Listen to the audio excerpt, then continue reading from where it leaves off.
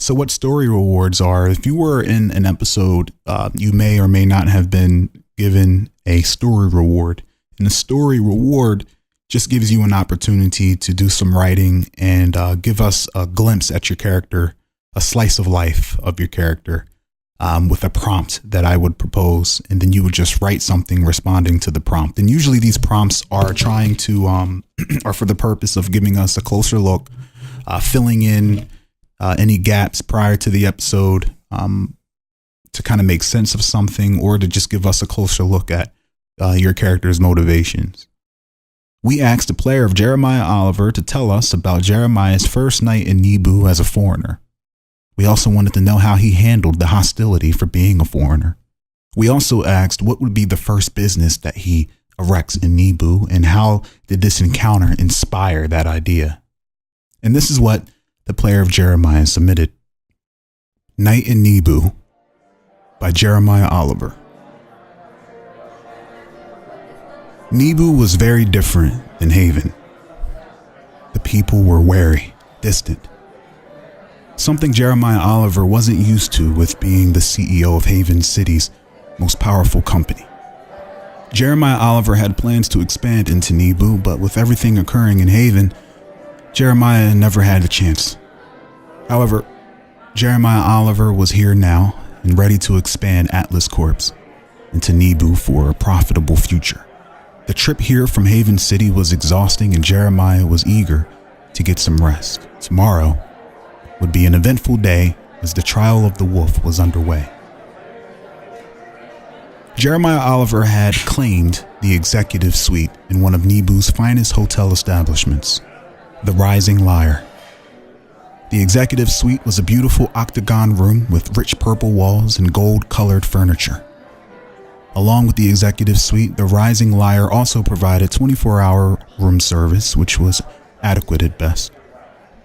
Jeremiah's two brutish bodyguards watched every passerby and visitor of the hotel, making everyone uneasy, especially the room service. Entering the establishment was a suited Nebunese man, and carrying with him was a platter of delicious Nebi finger foods. Jeremiah had tasted a lot of Nebi-styled cuisine in Haven, but Nebi food straight from Nebu? A new experience. And new experiences were a rare commodity for Jeremiah in this day and age. This particular Nebi man was different from the rest of the employees thus far. He seemed more assertive and dominant, serving the food without a word. Jeremiah cleared his throat, staring straight into the man's eyes. "It's rude to not speak or even acknowledge your guests," Jeremiah said while giving a slight smile, drifting his hand over to the waiter. "The name's Jeremiah Oliver. Your city is so full of opportunity." Expertly balancing the platter with his left hand, the waiter returned the shake, hoping for a hefty tip. "Now why don't you treat your guests with a bit more respect?" Jeremiah gave a sly smile before delicately swiping a bite from the waiter's platter. His entire demeanor changing, the waiter gives a bright smile. "Right away, Mr. Oliver. We're glad to have you in our golden city of Nebu. If you need anything, I'm a call away." Jeremiah gives a deep smile before motioning toward his bodyguards.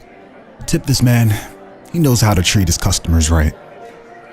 The bodyguard pulled out a small atlas tablet, transferring 50 bizquirks to the waiter's account. With a beaming smile, the waiter left. As Jeremiah sunk deeper into his armchair, he could slightly hear the waiter speaking praises of Jeremiah Oliver, namely his generous tipping. Then the expected happened.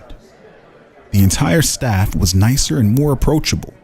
Jeremiah felt welcomed and thought that he could fit nicely in this nation. Tomorrow, everything would change. Maximo was establishing relations with Amanda V and the Nagamoto crime families, and a special friend was crafting something special for Jeremiah Oliver. Returning the smile, Jeremiah intently watched the waiter leave. He couldn't help but feel dissatisfied. That wasn't true love. That wasn't true affection. It was fake. Did Jeremiah Oliver even know what true love felt like? Was true love and adoration really that valuable? That needed? Questions like this plagued Jeremiah's conscience. He couldn't help but to chuckle at the mere thought that true love was more important than success. Jeremiah did not get to where he is today by making sure he was loved by everyone. Maybe Jeremiah didn't need the love anymore. It could have been nice, however. Have someone that for once actually cared for Jeremiah. Guess some things can't be bought with money.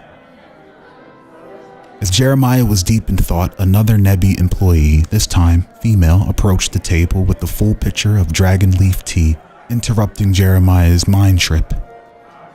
However, the waitress stumbled, spilling the pitcher's contents onto Jeremiah Oliver, who reacted, shooting up from his seat with eyes of rage. "This was a brand new suit, you..."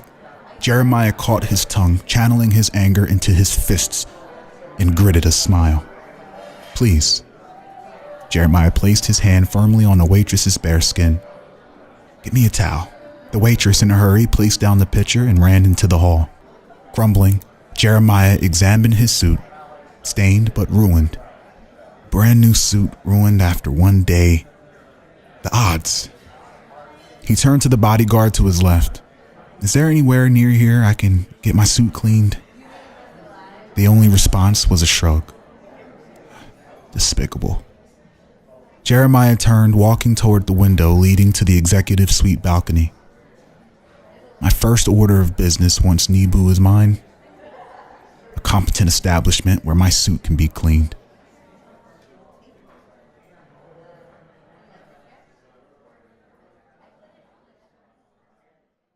We asked a player of Makai to share with us a moment in time prior to episode 7, prior to the trial of the wolf, of when he was spending time with the council member who is a blood relative but is really corrupt and plans to betray him for Amanda shortly. And we also asked for him to share with us how Makai reacted to when he heard this council member say something that was a bit suspect. And this is what Makai submitted. The Venomous Council. It's a day before the trial of the wolf. Makai sits in a room full of ornaments, sipping dragon leaf tea with one of his most trusted advisors. His mother's uncle, Itsu, sits across from him, telling Makai that he sees a bright future for him moving forward. Makai smiles as he continues to drink his tea, but doesn't notice the slight murderous look his blood relative had given him. Makai speaks of the days he spent with his mother, making sure that he trained in the ways of spiritual nature. Live with the spirit, be the spirit, and create the spirit was the spiritual nature of the nation of Nebu. His uncle sipped his tea in disgust, but as soon as Makai looked his way, he faked a smile of approval. Yes. Nature. Creation, yeah. Makai stood up and told him that he needs to go and prepare for tomorrow's challenge, and hugs his uncle goodbye, without knowing the venomous snake was looking to betray him the next day. Earlier that same day, Makai sits in the council room with all of the council members of Nebula, speaking to them about the upcoming crowning ceremonies. One of the council members starts to talk about how the venomous tribe will fall at the hands of the true Beast King. Although he heard that appraisal, Makai picked up that the council member was hissing after every S she was saying and started to get suspicious. After thoroughly running scenarios through his head, he came to the realization that they were his family and would never betray him. He'd be wrong, and as we all learned, that was not the case.